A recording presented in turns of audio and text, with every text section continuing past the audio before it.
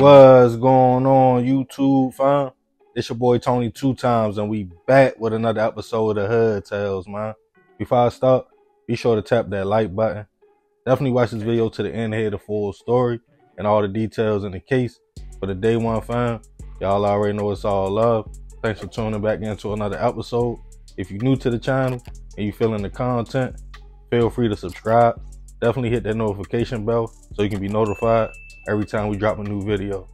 Let's get right into the story. When people are out here on a dating scene, most of the time it's to see who they are compatible with.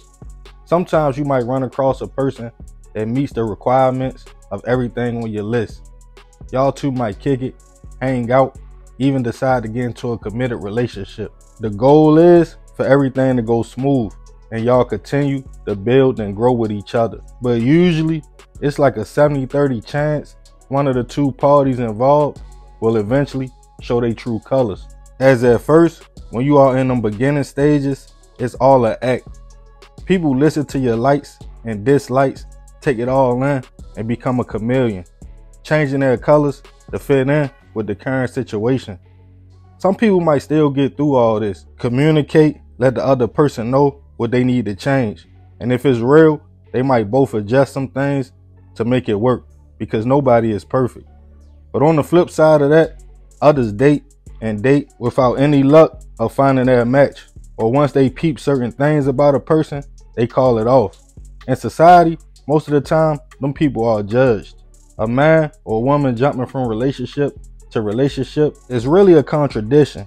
People say find somebody to settle down with, but don't ignore those red flags. In a lot of cases, being super observant at first might can save you from future hurt and pain. But some people are so good at masking who they really are and painting a perfect picture. Add that, plus feelings being involved, it's not always easy to see that the person you might be in love with might not be exactly who you thought they were. And on this episode of Hood Tales, we'll be taking it to Spartanburg, South Carolina, to discuss a case of a man who went missing after leaving home with his on-again and off-again girlfriend. Devontae Griffin was a South Carolina native, born and raised, graduating from Dorman High School in 2012 before receiving a scholarship to go on to college, where the young man studied accounting and entrepreneurship. Down to earth, outgoing, and a family man, Devontae loved hanging out with his peoples, listening to old school music, riding in fast, loud cars, and making everybody laugh and remember to enjoy life. By 2022, the young man, now 28 years old, was making moves. He got his CDLs and had found a great job. Also, a young lady was in the picture who he felt could be a part of his future. 28-year-old Jessica Scratching. The young couple at first started off strong, but as time went on, their relationship became rocky, in which one minute they were together and the next they would break up. But family and friends stayed out of Devontae's business. As we all know, a couple just like this, and most of the time they stay together. This was also the case with Jessica and Devontae. On March 30th, 2022, Devontae was at a home on Winsmith Avenue in Spartanburg. A little after midnight, a family member noticed him leave with Jessica. Later that day, family and friends also called Devontae, but his phone kept going to voicemail.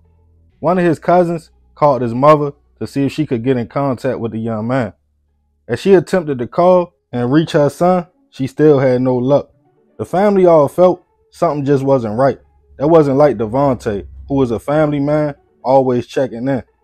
Later into the next day, still no word, so his mother went to local authorities to file a missing persons report. She informed police Devontae was last seen leaving a home with his girlfriend Jessica. Police contacted the young lady, who instantly denied being with Devontae that day. She also seemed unbothered and standoffish about the whole situation, not even asking questions or worrying about Devontae at all. Feeling like she was hiding something, police told her they would be in contact soon and do not leave. After more investigation, they had more questions for Jessica. Police went to her home to request another interview, but she had fled to Florida without notifying them. Now a person of interest In the missing persons case, police got a search warrant to search the young lady's home. Inside, they allegedly found blood all through the house. A warrant was put out for Jessica for obstruction of justice, as it was clear she knew more than she first stated to police. She was arrested in Miami on April 1st, and in her possession was Devontae's cell phone. After being extradited back to South Carolina, Jessica maintained her innocence, and with no body, she was able to bail out of jail on April 15th. Devontae's family and friends were heated as they went to the court hearing and to see Jessica bail out. Feeling like she was lying and hiding something, they felt like it was a smack in the face.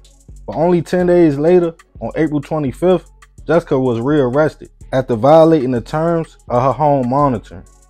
The following day, on April 26th, after a search of multiple areas in the county, a shallow grave in a wooded area by the Evans Acres neighborhood was located. Inside was a body, and unfortunately, it belonged to Devontae, with multiple wounds that indicated a stabbing homicide.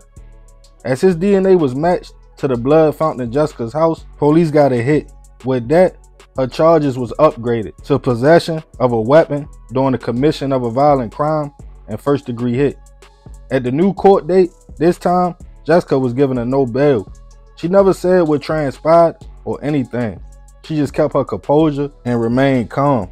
As the family received the news, they had a visual for Devontae and also spoke out about how cruddy Jessica was, stating she was a jealous, evil-spirited young lady, and they couldn't believe she did that to Devontae, who really did love her.